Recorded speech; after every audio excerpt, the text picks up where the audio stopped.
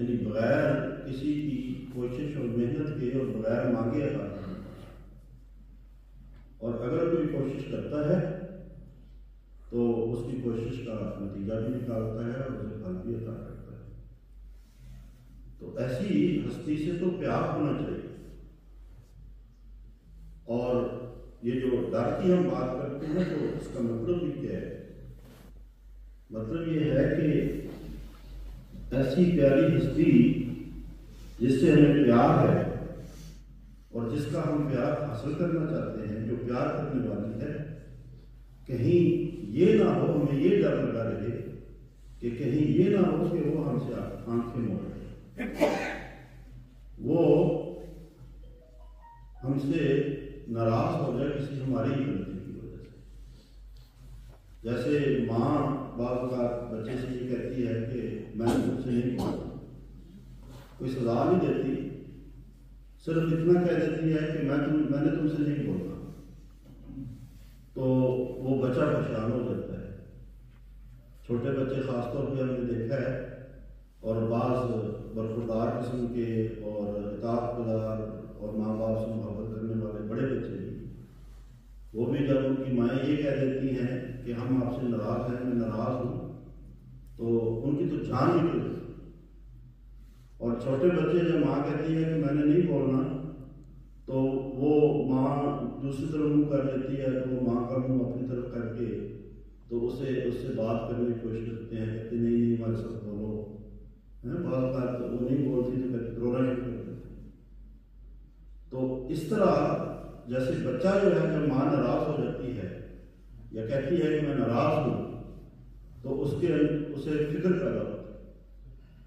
تو یہ جو خوف ہے کہ کہیں خدا تعالیٰ ہم سے ناراض نہ ہو جائے، یہ ہے دراصل، یا ہم خدا کی نظر سے گر نہ جائیں، یہ ہے تقویٰ۔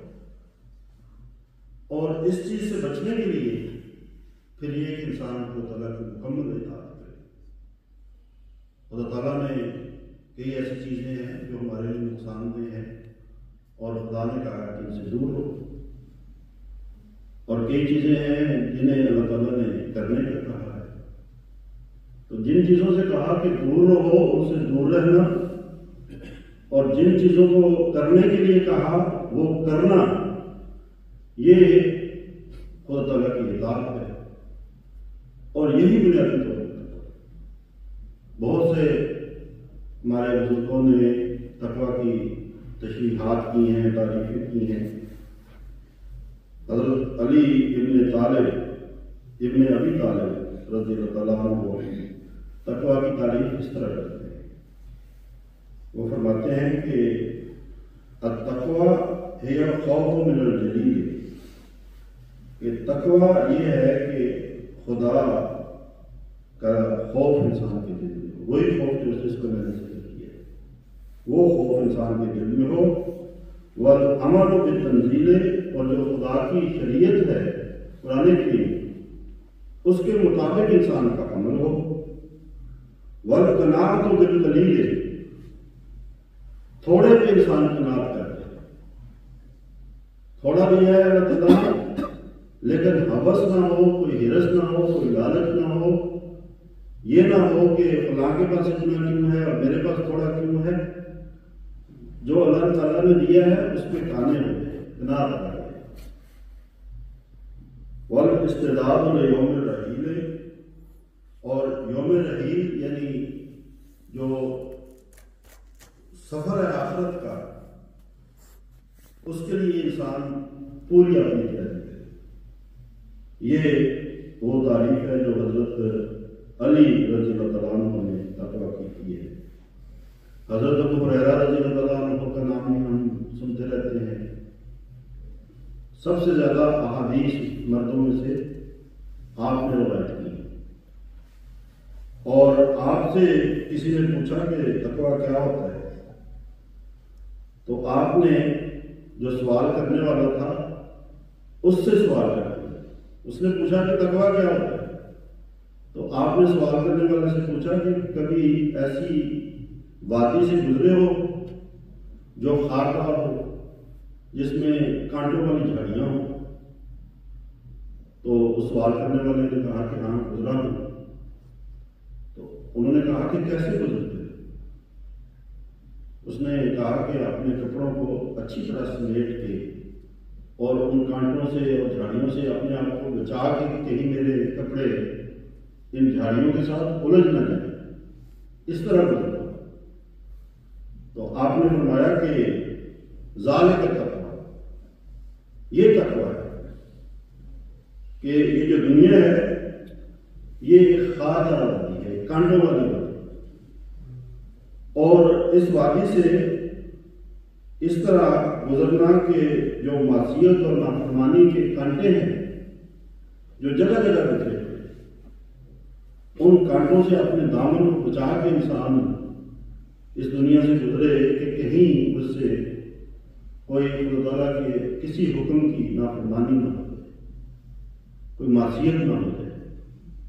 اس طرح جب انسان اپنا دامن بچا بچا کے گزرتا ہے اور احتیاط کرتا ہے تو حضرت ابو ہریرہ رضی اللہ تعالیٰ عنہ نے فرمایا کہ ذالک تقویٰ، سنو یہی تقویٰ ہے. پھر حضرت ابو درداء رضی اللہ تعالیٰ عنہ کو فرماتے ہیں کہ کمال تقویٰ یہ ہے کہ بندہ ذرا برابر گناہ سے بھی اپنے آپ کو بچا لے، حتیٰ کہ بعض جائز چیزوں سے بھی پرہیز کرے. یعنی یہ نہیں کہ بندہ کہے کہ اچھا یہ تو جائز ہے، یہ جائز ہے، یہ جائز ہے. اس قدر احتیاط ہو کہ بعض ایسی چیزیں جو بظاہر جو جائز ہیں ان سے بھی اپنے آپ کو بچائے، کہیں اس لیے کہ اتنی احتیاط ہو کہ کہیں وہ حرام میں داخل کرنے کا سبب نہ بن جائے. سنن ترمذی کی روایت ہے کہ نبی کریم صلی اللہ علیہ وسلم نے حضرت معاذ بن جبل رضی اللہ عنہ کو ایک جامع نصیحت کرتے ہوئے کہا تھا، اتق اللہ حیث کنت، کہ جہاں کہیں تم ہو اللہ تعالیٰ کا تقویٰ اختیار کرو، واتبع السیئۃ الحسنۃ، اور نیکیوں کے ذریعے سے اپنی جو خطائیں ہیں ان کو دور کرنے کی اور مٹانے کی کوشش کرو، وخالق الناس بخلق حسن، اور لوگوں کے ساتھ حسن اخلاق سے پیش آؤ. تو یہ نبی کریم صلی اللہ علیہ وسلم نے نصیحت فرمائی.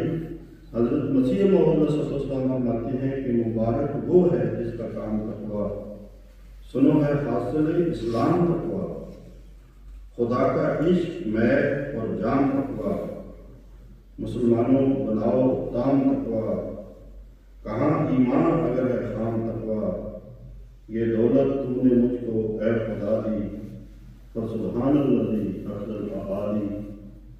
چھوڑو غرور و کبر کہ تقویٰ اسی میں ہے، ہو جاؤ خاک مرضی مولا اسی میں ہے.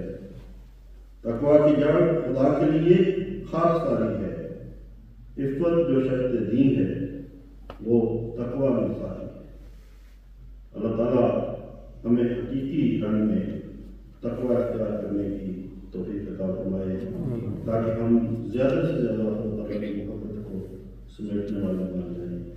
وآخر دعوانا الحمدللہ.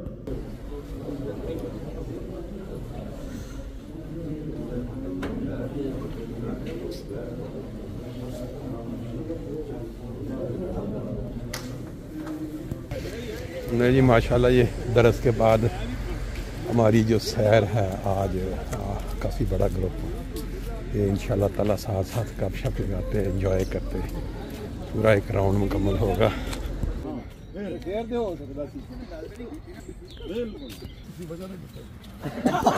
جی ماشاءاللہ یہ جو مناظر ہیں صبح صبح کی جو پہلی کرنیں پھوٹنے کے، یہ میرا خیال ہے زندگی کے سب سے حسین مناظر ہیں.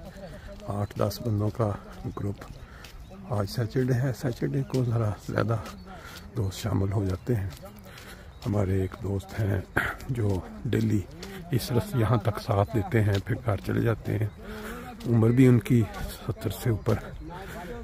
ان کے لیے دعا کی بھی درخواست ہے. کل رات ان کی طبیعت اچانک بہت خراب ہو گئی. تراویح کے بعد محترم کوثر باجوہ صاحب، جو سنے ان کے لیے، ان کی صحت کے لیے دعا کریں. بڑے ریگولر ممبر ہیں، فجر کی نماز کے بعد یہاں آدھا راستہ جہاں ان کا گھر آ جاتا ہے ساتھ دیتے ہیں. لیکن بہرحال انسان کی زندگی جو ہے اس میں اونچ نیچ آتی رہتی ہے صحت کے لحاظ سے.